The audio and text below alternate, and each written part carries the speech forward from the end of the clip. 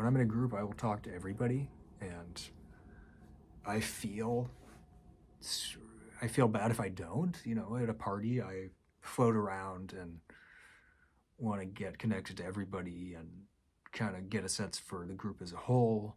And I have a very social butterfly way of relating to people, and kind of floating around parties. And I tend to be pretty talkative, and it's just a lighthearted, free kind of feeling. I like to socialize and get to know people for fun. I've started groups myself. I've joined many groups that are just purely social groups with sometimes a common interest, but they have social goals of just socializing and building friendships and connections. And so I found that with myself personally, that this was a stacking that made sense to me. So it all kind of worked together and came together for me. I studied it at every level. It wasn't like I had to rule anything out. I was able to look at everything across the board, but in any given, any of them, I took away some of the investment and the bias. I didn't weigh any of them so seriously. I just took them all as a part of a whole. And that was how I feel I was able to reach the proper, accurate self-typing, which if you'd asked me a year ago, I wouldn't have had. So it took time, and I consulted more resources, and I looked at myself differently. And I think that everybody has to go through a similar process like this. It doesn't have to be as complicated or take as long as mine did. Early on, when I was first learning about the instincts, at the very start, within the first year of studying the Enneagram, I was pretty sure that I was SP last.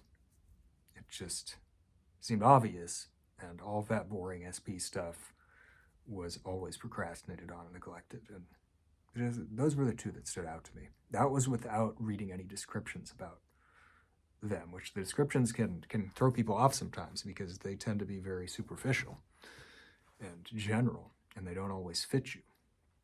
So, but I thought it was a social over sexual or a sexual over social. I wasn't sure which, but, it didn't matter anyway because I started to feel that I was type 5.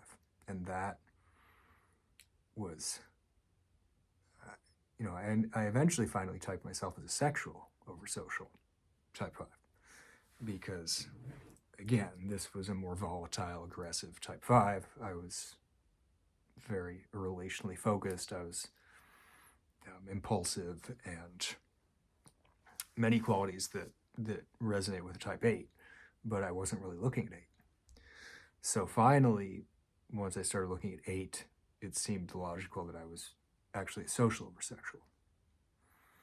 And once I looked for it, it started to apply in my childhood and my origin story, and it also applied in my self-typing story, and all of the pieces came together. But I'm not, slavishly devoted to any particular view. I see them all as part of a structure, an architectural system that you learn different parts about this thing from different people. Almost like different parts of a human body. It's still a person, it all functions together, but you're not going to learn everything from Reese Hudson. You're not going to learn everything from Naranjo. These are individual people limited by their mortal limitations. And that's why I think it's important not to be extremely biased, not to do either or, but to do and, inclusions, because there's really not that much to read if you wanted to read it all. And it's easy to get locked into one particular view and chase your tail within the context of one author. I think it's more logical and beneficial to consult different authors and see it as a lineage, as stepping stones along the way. Otherwise, there can be some dissonance. There can be dissonance between them. If you just start to look at one, then you look at the other one and you say, well, this seems too different, right? Now I was too devoted, too dogmatic within learning this one author, this one perspective rigidly. Now when I go to another author, I say, well, how does this compare? This is different, right? This is not even really the same. These types are even different, and it doesn't come together as well as a whole. So I think that that's the way to do it. That's the way I did it, and it wasn't that easy. It took time, and it wasn't helped at all much by talking to people online. That certainly, it played its role eventually in doing that, that I knew I was going to have to do that if I wanted to connect to the community.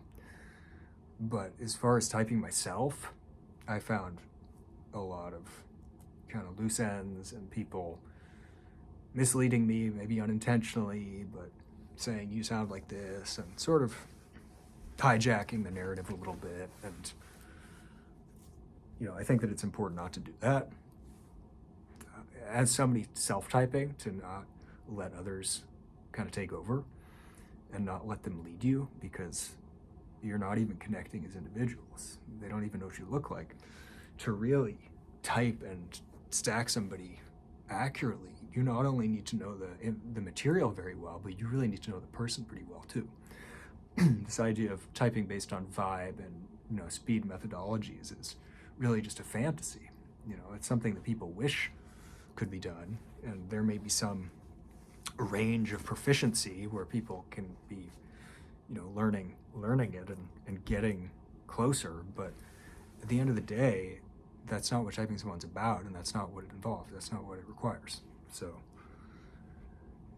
to type somebody from the outside, to type another person, your best method is to talk to them and get them to explain to you what's going on with them, or get them to show your patterns very clearly, and then to make a guess, have a theoretical idea, and see if it really fits, preferably by talking to them and confirming it. But if you know the person well, you can see it.